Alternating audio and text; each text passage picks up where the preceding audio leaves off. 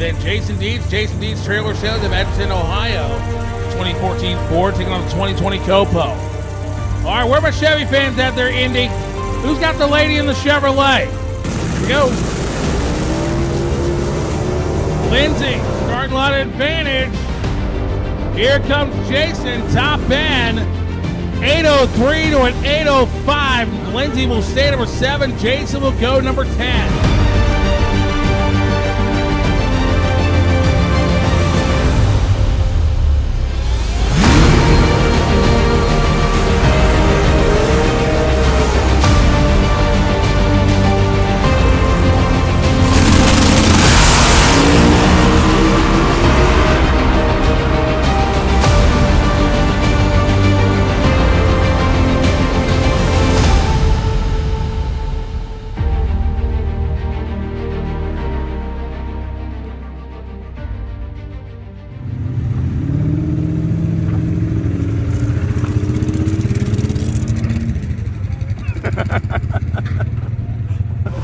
Tell us about the car.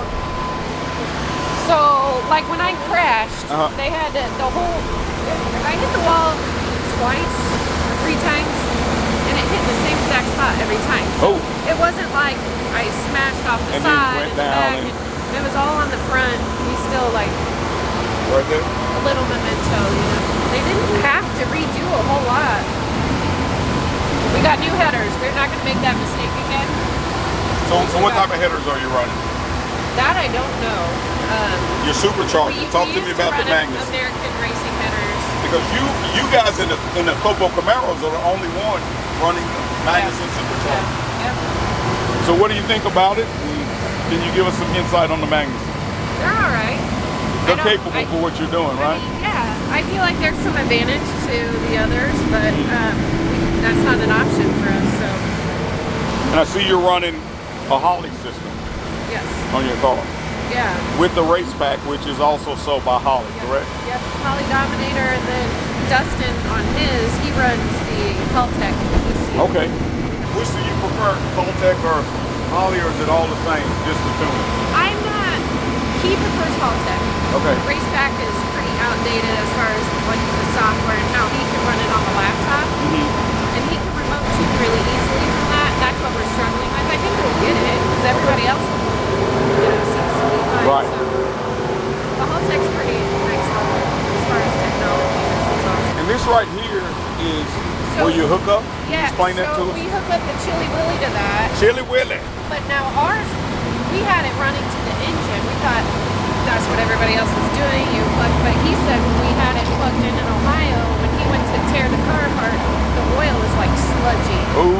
It had the condensation in there and stuff. So we didn't realize that we ought to be hooking it up. Just going through the supercharger. Yeah, not the engine. Right, not through the engine. For us anyway, and not for as long as we thought. We were hooking it up for like a long time. We just made a switch on mine, and I can't remember what we switched to. That's a secret. We're not telling anybody. Now, I noticed that you guys are running Goodyear. I'm a Mickey Thompson guy. I have not seen a lot of Goodyear tires on the track. Just trying to deal with the big boys, I guess. Or the big girls, right? Okay, Hey, we got some big girls, right? With Leah and Mrs. Forrest. Yeah. We got some big girls, so. I'll be there one day. No, you're already there. So we run on a lower tire pressure. We don't have the beadlock wheels either.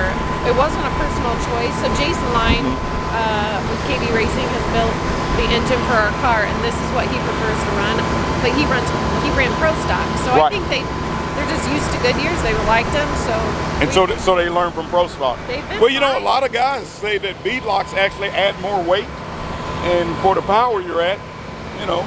But then some say when you get into 7s, you need to clamp down on the. We'll probably switch to that eventually, but the Goodyears, I don't mind. I think they look good too. They look great. I wasn't sure at first, but then you got the Mark Williams on the back, the yellow stickers. So I don't know. It just looks more race cars. Oh, they look great. They look beautiful.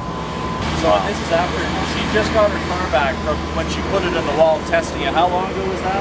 That was July 15th. We couldn't cross the stripe without hitting the rev limiter first, so I kept hearing that pop. So I kept letting out because I don't want to tear up the engine, right? So right before that last pass, he's like, I know my engine, it's okay. If you're not gonna hit the the red line, or don't worry about it, stay, follow through, go through the line. So right before I crossed the line, I heard this pop, and I was like, I remember thinking, that's weird.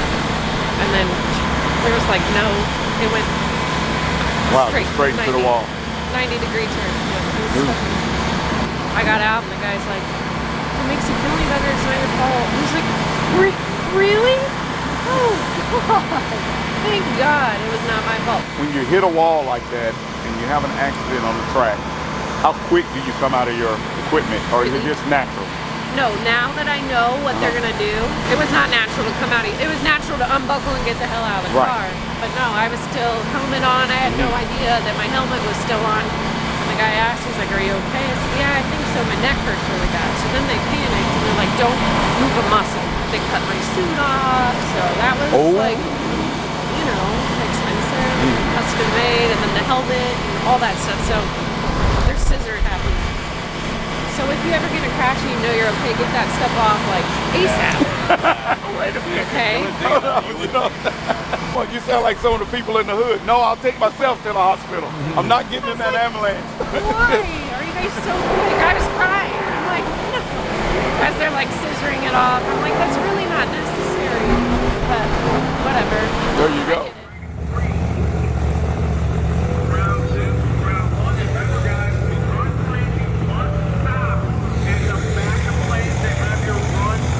Day number 10. Which brings us to our next car. That is Lindsay Wheelock, who is currently the 7th qualifier. So for Lindsay getting the top half of the field, she's going to go a 796.6 or better. She'll pick up maybe a 100th and a half. Maybe about 200ths of a second will be enough to get her into the top half of the field.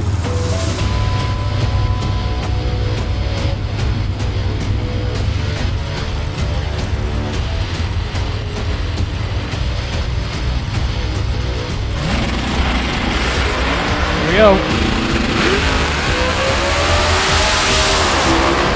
121.60 foot time for Lindsay. Top end gonna be close. 792 for Lindsay. She'll go to the number 6 qualifying spot. Drop pump Jeff Turk down to number 7.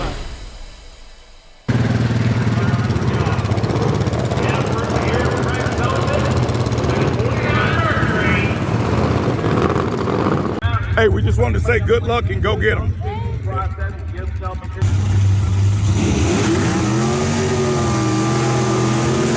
Now let's go to Lindsay Wheelock and Terry Monroe. Lindsay, the 2020 Copo out of Lafayette, Indiana. It says she's a dental tooth cleaner.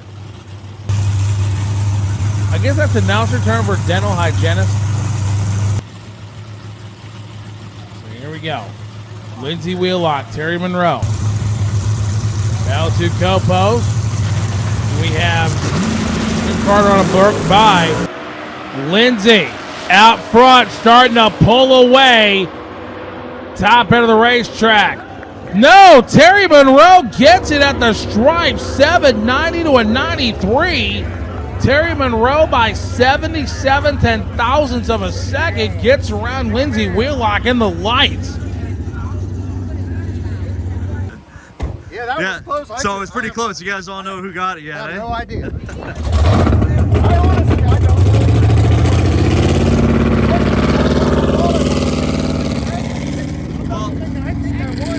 Well, regardless, it sounds like it was a good race, though.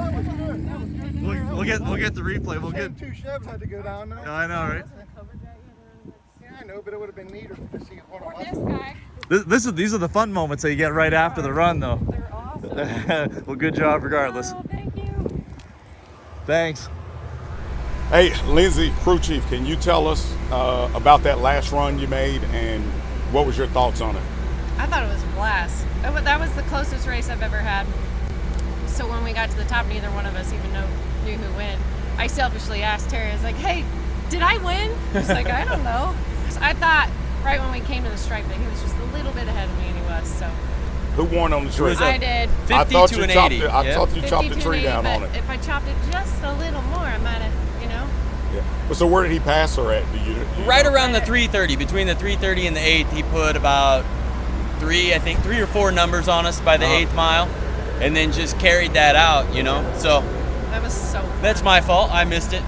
Didn't cut the backside of that curve enough to really get her out there and get her going. But we didn't want to change much. The air was close to the same, and this track's had a ton of bite, so we really thought, you know, we were so close last night. We were within, what, 100? We had a 92 to his 93. We knew it would be a good race. He is the only Copo left. So So he's the last Copo left. Yeah, we got to root for the last man standing, right? I mean, well, I tell you what, you're a hell of a driver. You drove the hell out of that car. I did. That was I was cheering for you the whole time. I was cheering for myself, and then I was like, oh, I had a death grip on the steering. I knew I shouldn't have, but. and we made some strides. That's only like, what, 7th pass since the crash. So we're coming back. Yeah. We'll get an 80 out of this thing. We'll get an 89 out of it.